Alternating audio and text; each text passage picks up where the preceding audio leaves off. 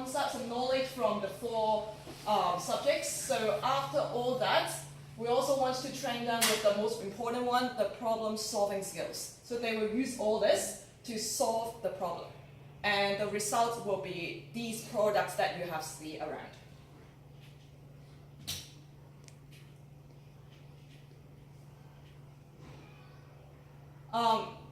This is from another researcher that he says that by teaching students STEM, we actually are teaching them how to become a lifelong learner. So we want them to be able to keep learning even though even after graduating, we want them to keep learning and to be able to learn.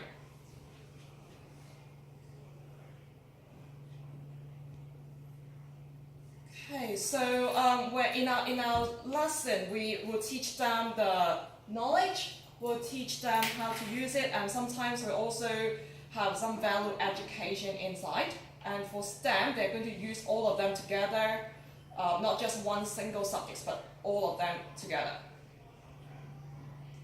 So in general, we teach them science and mathematics knowledge, and for technology, it will be served as a tool to help them to apply these knowledge. And for the engineer part, it's about how to design the product.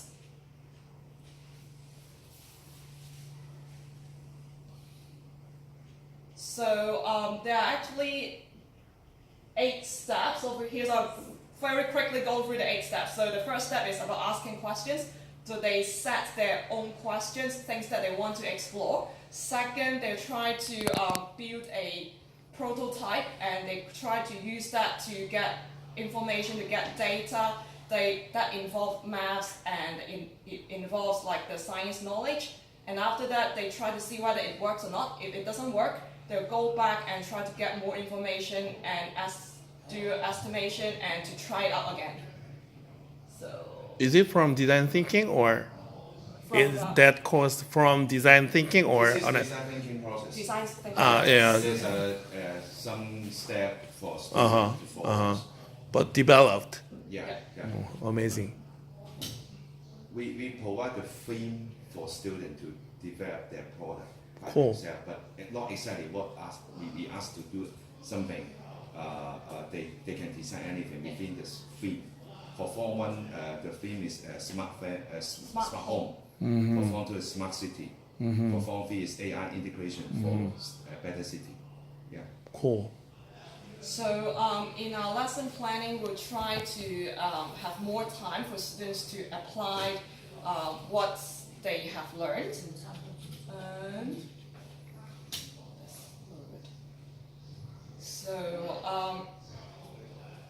So when they are setting their topic, so sometimes we'll ask them to go into the society to see what people need. And I'll give you some example later.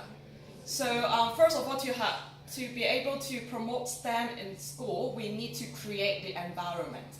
So at our school, we have the choral propagation, the aquarium that you have just been to. So that creates an environment for science students to learn a lot about biology.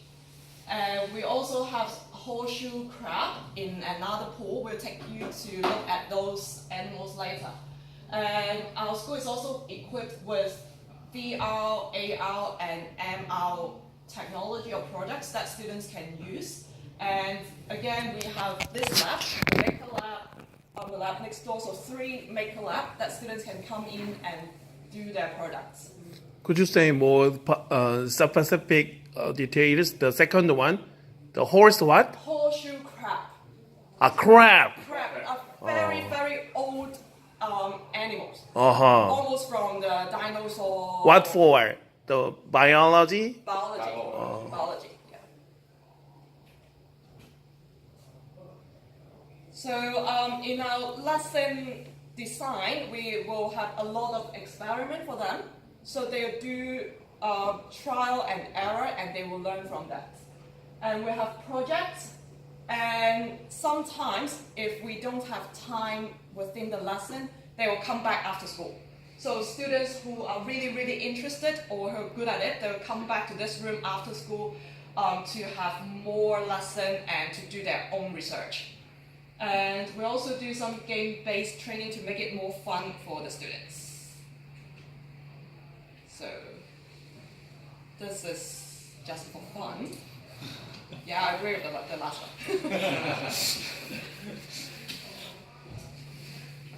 Okay, so this is the 7 facts about STEM education. Okay, so in our school, we believe that all the students, they need to have the opportunity to learn about STEM. So we have this kind of lesson in Form 1, Form 2, and Form 3. We also believe that to help students learn better, they need to do it by hand. So not just the teacher talking. They need to try, they need to do it. And next, we also think that so by doing it, they will learn to apply the knowledge, and we'll give them some assessment. So from the assessment, we know how well they learn, and then we can, after that, can change our teaching method according to their learning or their assessment. So the last one is the most important, is what Mr. Mann had just said. We are very student-centered. So students can choose their own topic according to their interest. So if they are really interested in maybe making a slipper, they can go ahead and try to learn how to make a slipper.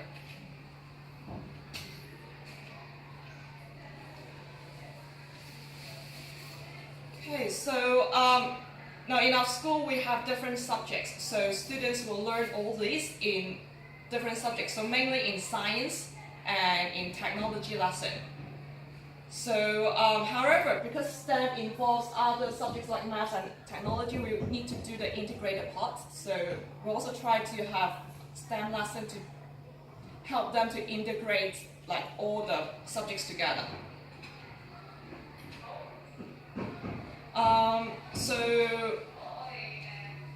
So we have different subjects. So in junior secondary 1, so we have biology students. So the biology class, they'll learn about water, they'll learn about like all the animals, learn about the food chains, and in technology they'll learn about programming. Physics, they learn about energy, chem, they learn about like all the chemistry things, and sometimes they also involve economic lesson and the business and accounting lesson. Because some of the project they need to sell it to the other people. And we also include liberal studies in this part. So from the liberal studies lesson, students will go into the society to learn the problems in the society, and then they'll come back and try to see how they can help.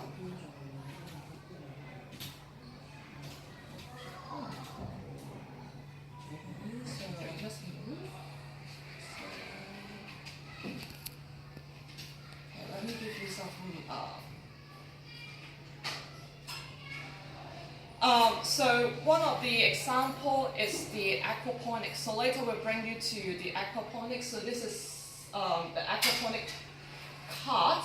So students will learn the theory of how to grow the plant and the nitrogen cycle.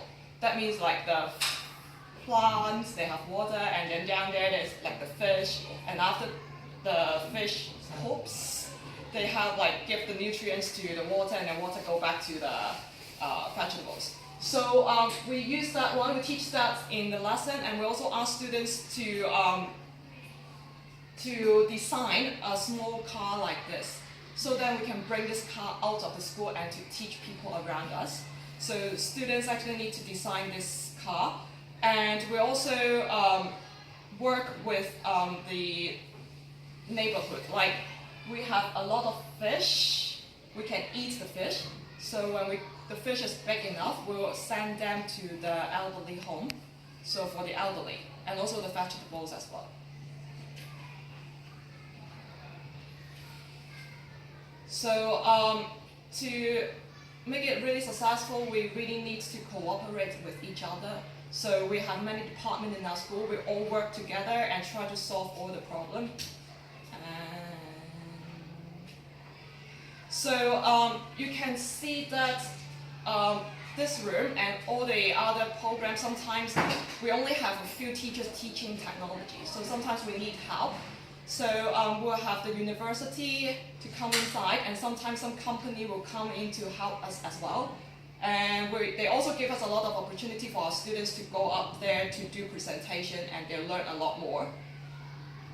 So, so when we do STEM, we also are preparing our students for their future. So some of our students get really interested in it, and they will learn this and try to study this in the university and even become a scientist maybe. So let me give you one example. So this is our physics lesson. So in physics in secondary 5, students learn about light, refraction or refraction of light. So they learn about hologram. So the teacher teaches them the theory over there, and then we tell them that you need to build one in our school. So after that, students will come down and they will design the product, how to make a really big hologram. And with many trial and error and more teachers' demonstration, at last they make a very big projection. So then they'll give presentation to people from outside the school, and this is one of the chief executive of Hong Kong, the governor of Hong Kong. He came and then we presented to them. In the school. In the school. Yeah. It's a very big one. So so when they're doing this, besides they learn the knowledge, they also need the technology part, that is the coding part, the programming part. So they also learn to program the graphic, and the engineer part and the math part is like how they're going to build the whole thing. So you can see that they're calculating, and after that the students will try to build the whole thing out. This one is really big. We used to put it outside. It's like this table. So another example is biology. So just now you went to the aquarium and look at the coral. So for this one, we teach them how to grow the coral and also how to grow this, like the grass, and then we grow a lot. Really a lot, so they can actually sell them to the neighborhood. So this one is like, we have all this and then we're going to sell them to people around us. So they learn this in their biology lesson, and some of the students are also being sent to Ocean Park.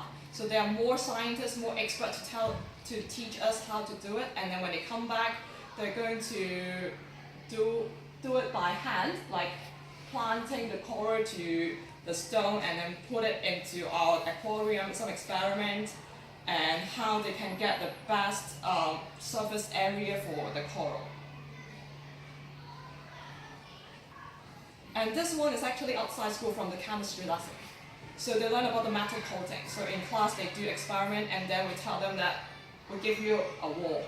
So please decorate the wall for us. So these are Form 5 and Form 6 students. So in the lesson they do metal coating, and they collect all the glass bottles and do the coating, and they make a big picture outside the school.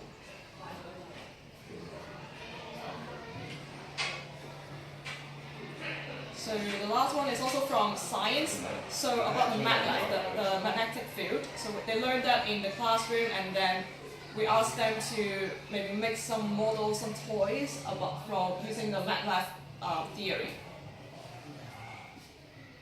So this is, again, we can use it in geography lessons. So this one, they learn about the soil and the water. So how does it affect the rain, and how does it affect the soil, and things like landslide things. So this one is, we went back to the aquarium. So this one is a smart aquarium. So besides all this, we also ask our students to develop some programs, so some coding. And this one will tell us something about the data from the aquarium. So from their mobile phone, they'll know the data about the aquarium, and they know that whether the temperature is good enough. If it's not good enough, the mobile phone will send us the warning, and then students will run to the aquarium to try to save the fish.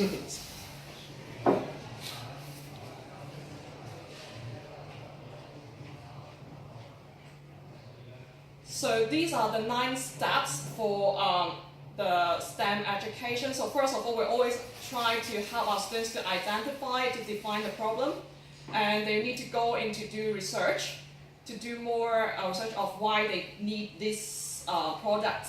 And after that, they'll think about how to solve the problem by making a new product. So, and they select the best possible solution. And after that, they will construct some prototype. And then they'll test, they will evaluate it to see if it works. So if it doesn't work, they'll try to communicate again to try to refine the solution and to redesign it until they successfully have their product. So these are the 9 steps that we are using in our lesson. So this is the cycle.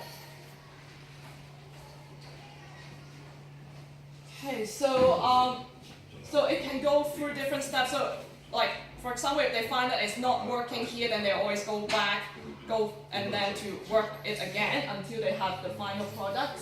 So we try our very best to make our students engage in the lesson. So they usually, all of them like the lesson very much. So we also let them explore. They do a lot of discussion, a lot of brainstorming, and after all that, they will do presentation and they try to explain, and the teacher will give you more explanation as well.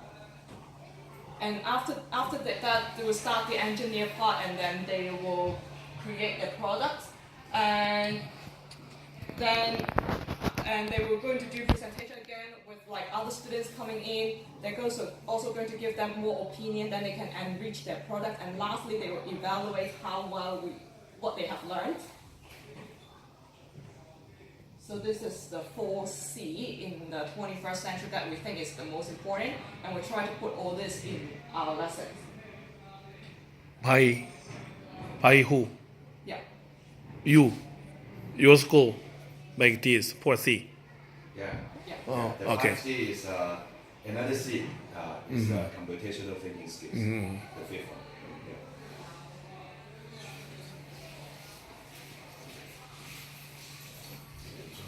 Okay, so in our school, besides science, we have the maker lesson. So maker lesson will, all the Form 1, Form 2, and Form 3 students, they will have maker lesson. And the maker lesson is also supported by another university from the City University, that they have like some university students coming in to teach us and to lead the students. So they will learn about coding, they will learn about visual arts, the design of the product, and then they will make the product themselves. So this one is the stove that we have just told you. So before they make the stove, it's actually from the liberal studies lesson that the teacher asked them to do a project about the elderly in Hong Kong. And then 2 students found out that many elderly forgot to turn off the stove when they leave home. And they found that it's very important to make something to help them, remind them to turn off the stove. And so lastly, they developed this smart stove system, and luckily we won a very big prize for this one. So in secondary 2, we focus on smart city. So for smart city, these are the things that we're going to teach the students: so smart economy, smart environment, smart people, smart mobility, and smart living, and smart government.